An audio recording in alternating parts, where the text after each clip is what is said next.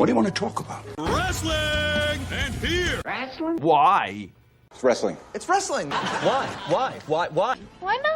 Yeah, why not? Oh boy, oh boy, oh boy, oh boy, oh boy. Why not? Why not? It's fake. Fake? What the hell are you talking about? Fake? It's not fake. Fake. Wrestling's not fake! Okay, wrestling.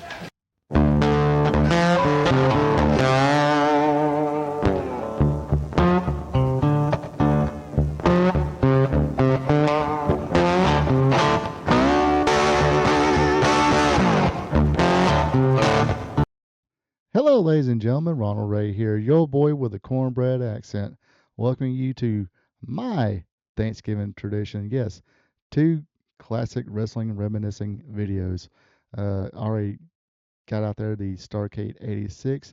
Now we have Survivor Series 1990. Yes, Starrcade was the NWA's Thanksgiving tradition. Survivor Series, the WWF's Thanksgiving tradition, and of course they wound up kind of taking it over. I think around 87, 88. But anyway, I digress. This was the 4th annual Survivor Series. Took place Thanksgiving Day, November 22nd, 1990, at the Harvard Civic Center in Hartford, Connecticut. We had Howard Finkel doing the ring announcing. Mean Gene Okerlund. Well, you know something, Mean Gene? Yeah, I got to hear that plenty of times from the Hulkster back in the glory days. Yes, Mean Gene Okerlund doing the interviews and doing your play-by-play. It is Gorilla Monsoon being a straight play-by-play guy, and Roddy Piper doing the color commentating for this event. Before we get into it, have fun, let's do the usual BS here. If you like it, help your boy out, click on that like button. Also, if you have any memories of Survivor Series, even if it's simple, hey, I remember my parents getting me this pay-per-view or Thanksgiving that year. Enjoy eating popcorn and pizza and nachos and burritos, whatever, bag of Doritos, and enjoying this, or I didn't enjoy it. Whatever your opinion was at the time, share that, or just be friendly, say hello. That's always cool as well. Also, if you like hearing a normal, everyday dude, everyday fan, just like you folks at home, talking about the sport of professional wrestling, like I said, help your boy out. Click on that subscribe button. Don't forget about that notification bell. That way you'll be notified anytime I have new content put out. Now, with all that out of the way, like I said, let's have some fun now and talk about Survivor Series 1990. So, previous years, I'm trying to remember if they did 89, but it was teams of 5 strives to survive, but they shrunk it down to teams of 4 and gave them kind of snappy little nicknames like the right here we got the Perfect Team. Mr. Perfect, Axe and Smash, and Crush. They added Crush, turned heels, brought Mr. Fuji back as their manager, and of course Bobby the Brain Heenan was there in Mr. Perfect's corner. They went up against the Warriors, led by the Ultimate Warrior, and of course you get Animal Hawk LOD, which again, being a kid, seeing the Road Warriors go into the WWF and they dropped the Road Warriors part and just call themselves Legion of Doom, which, that was original name of the group, that the Road Warriors, with Jake Roberts and King Kong Bunny for a short time. And the Spoiler. I think King Kong Bunny must have left, came back as a babyface in Georgia. But yeah, Jake Roberts, the Spoiler, and the Road Warriors. I think it was like around 1983. All managed by Paul Ellering, were called the Legions of Doom, and Road Warriors pretty much kept that surname, Legion of Doom. But so when they went to the WWF, they didn't want to use the Road Warriors. I give the reason just a second.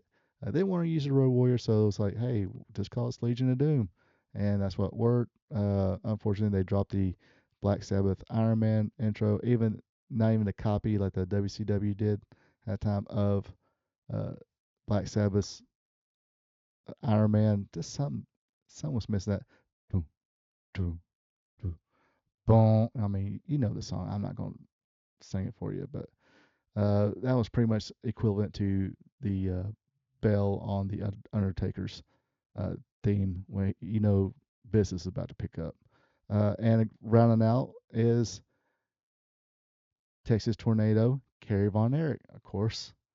Kind of funny. He was always known as the modern day warrior, Kerry Von Erich. So you had the Ultimate Warrior, who was a Dingo Warrior, teaming up with the Legion of Doom, who was the Road Warriors, uh, and their partner was the modern day warrior. Well, they dropped that, call him the Texas Tornado, Kerry Von Erich. Uh, Basically, Vince didn't want people because we had the Ultimate Warrior. Uh, since we got the Ultimate Warrior, we don't need no road warriors or modern day warrior. We got the Ultimate Warrior. So that kind of explains their viewpoint of not calling the Road Warriors to Road Warriors. It's called Legion Doom, and excuse me, Kerry Von Erich dropping the modern day warrior thing. And this is where Bill Eddie said, "Screw it, I'm not slicking my hair back. I'm coming in all natural." Uh, I think this was his last night there, so he didn't care. Uh, uh, NFG, figure it out, kids. I don't know if you can, I don't know if you can Google it, NFG. It'll give you what I mean it to be. But this is what was Bill Eadie's kind of outlook, I guess, this night. He got eliminated first, and it looked like Ultimate Warrior and him somehow got disoriented. Anyway, the Ultimate Warrior did the Warrior Splash onto Axe and got him eliminated. He was the first one eliminated. Then LOD and Demolition eliminated themselves when they started brawling with Hulk and Animal. Crush struck the referee. Um, so LOD and Demolition out, all of them eliminated, which leaves Mr. Perfect by himself with the Ultimate Warrior and Kerry Von Erich. Hennig will remove the turnbuckle. Mr. Perfect hurt Hennig. Excuse me. Removed the turnbuckle pad. Von Erich hit it and was eliminated after a perfect plex. The at the time WWF World Champion almost got eliminated the same way, but he kicked out. Would mount a comeback and eliminate Mr. Perfect with the Warrior Splash. So he was a sole survivor of this first match. Goes on to the grand finale match. All the sole survivors of the Survivor Series matches will meet again in the end of a grand finale match.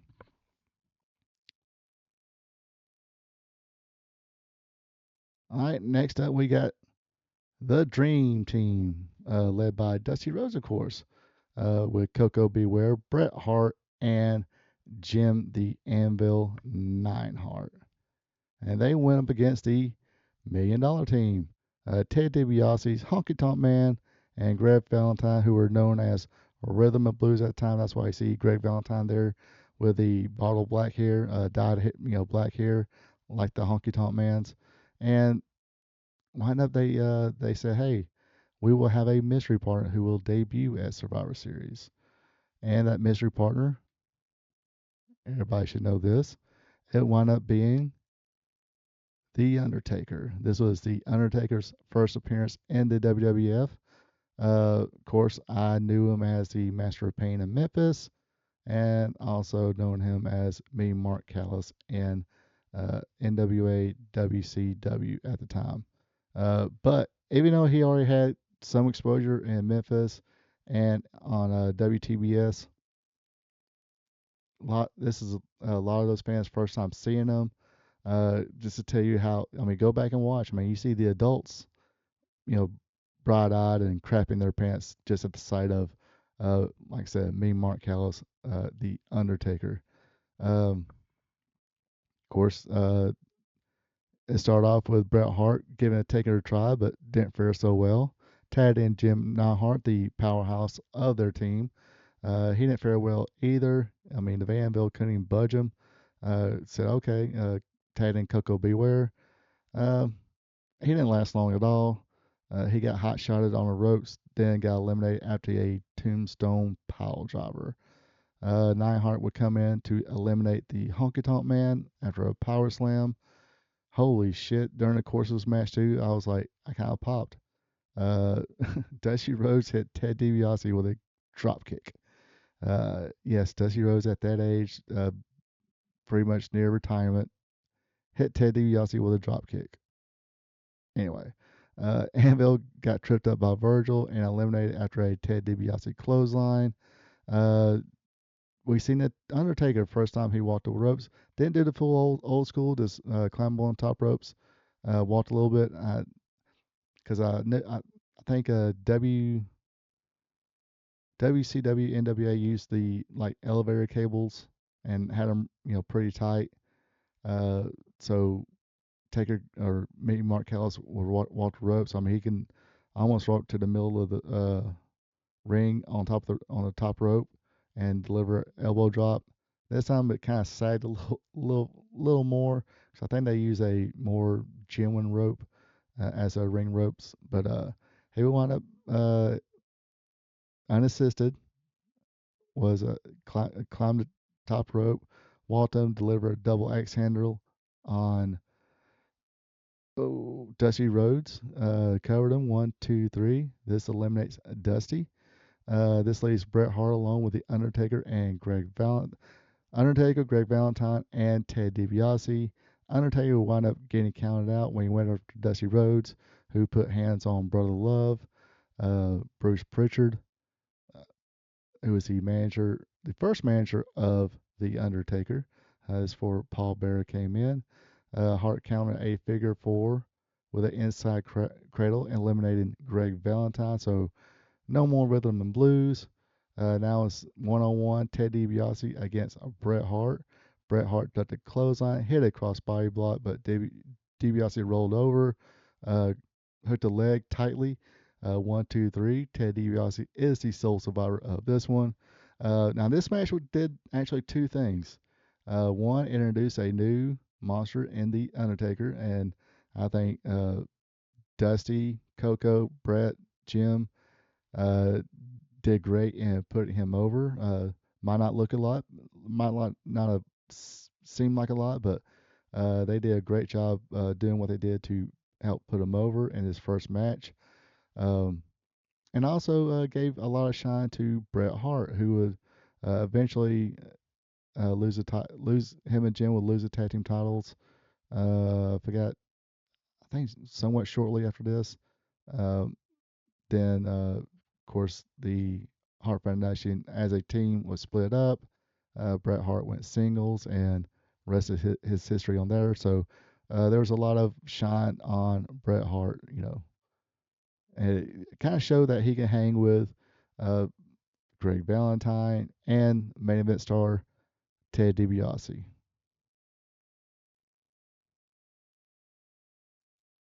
After that, we had the Visionaries, Rick Martel, the Warlord, Hercules, and Paul Roma. Hercules and Paul Roma were known as Power and Glory, managed by Slick, and they went up against the Vipers. Jake Roberts with Jimmy Snuka, teaming with the Rockers, Shawn Michaels, a very young Shawn Michaels, and Marty Jannetty. Like I said, Rockers, again, one of my favorite tag teams of all time. But Marty would wind up being the first one eliminated when Warlord countered across body block with a power slam. Martel will roll over Jimmy Snuka from a cross body block attempt. This time, actually use the tights. A lot of countering of the cross body block at this time. Power and Glory.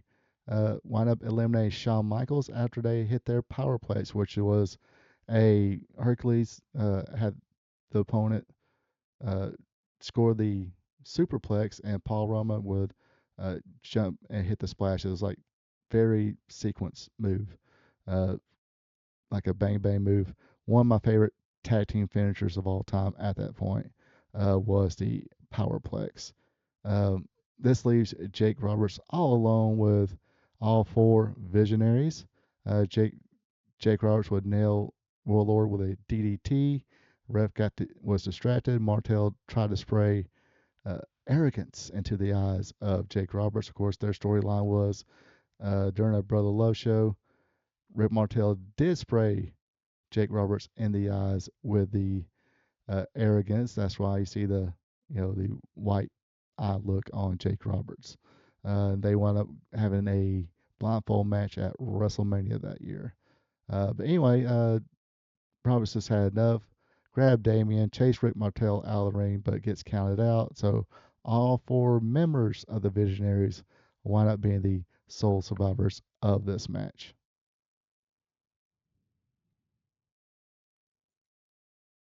Up next, we get the natural disasters.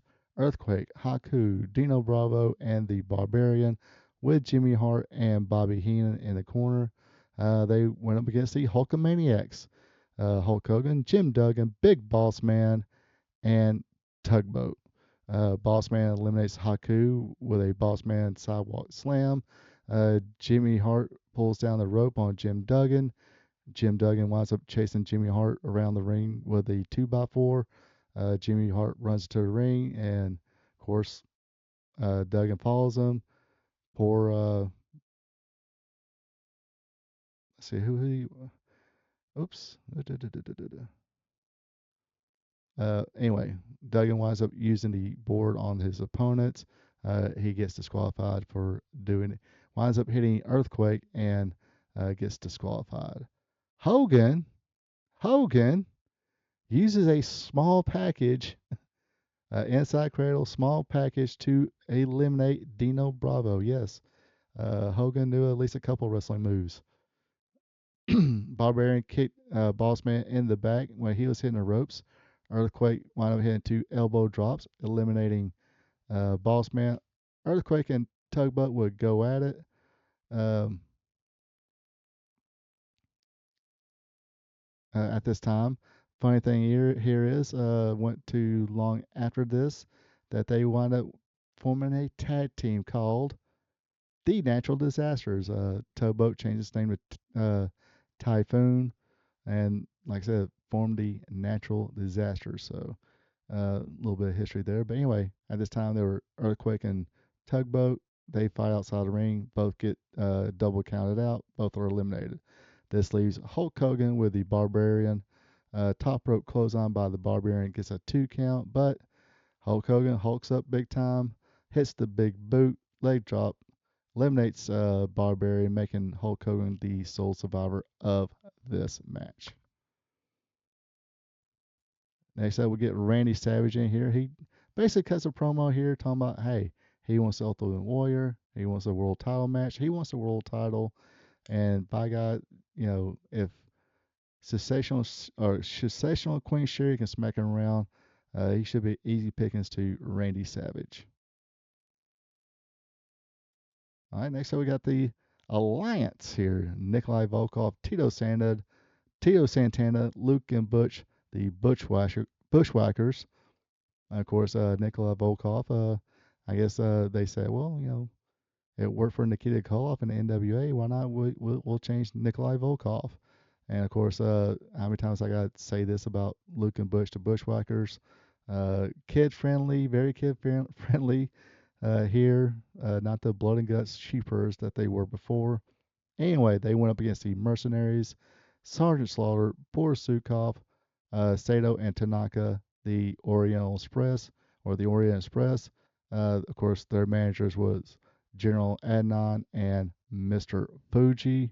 Boris wound up getting quickly eliminated after a Tito Santana forearm. Battleram eliminates Sato of the Orient Express. Tito with another flying forearm eliminates Pat Tanaka. Pat Tanaka, very underrated. Liked his team with Paul Diamond with Bad Company. Wish they could have been Bad Company in WWF, but when Sato left, they wound up putting Paul Diamond in a mask and calling him Kato. Slaughter was alone with the Alliance, and hey, give the dude credit. He kept fighting. Slaughter winds up eliminating Volkov after a elbow drop. Luke went off the top, went for a top rope move. Slaughter, pulled the knees up. Slaughter eliminates Luke after a rib breaker. He then eliminates Butch with a clothesline. Sergeant Slaughter wound up getting disqualification after the assistance of General Adnan. Of course, this eliminates Sergeant Slaughter. Your sole survivor in this match was Tito Santana. Oh boy. And after that, the egg hatch. Here comes the gobbledygooker. He danced with Mean Gene, did some flips and stuff like that.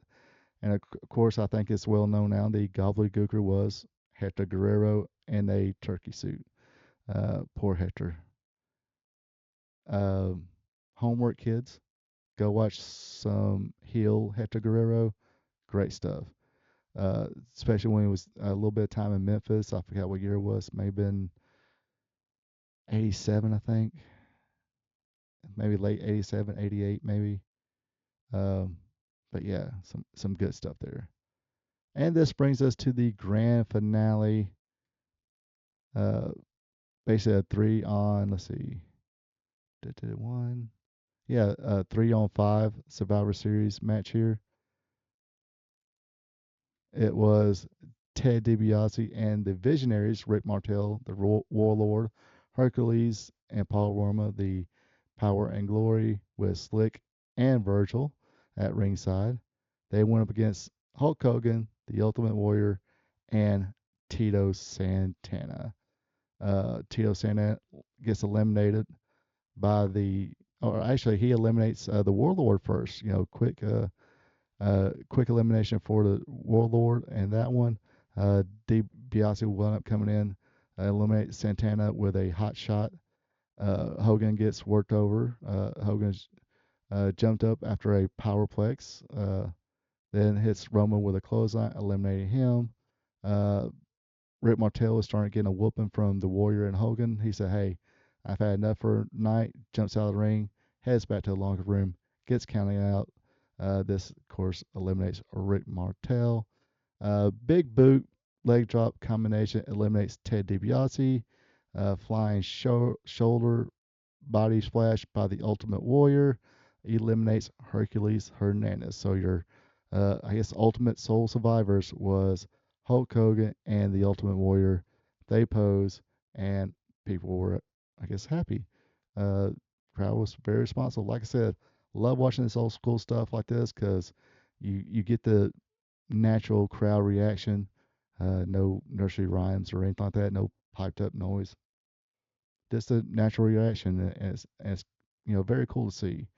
Um, like I said, uh, it was pretty good. Like I said, it's kind of weird seeing a bunch of people 6 foot and taller, except for the Bushwhackers, competing in all these matches.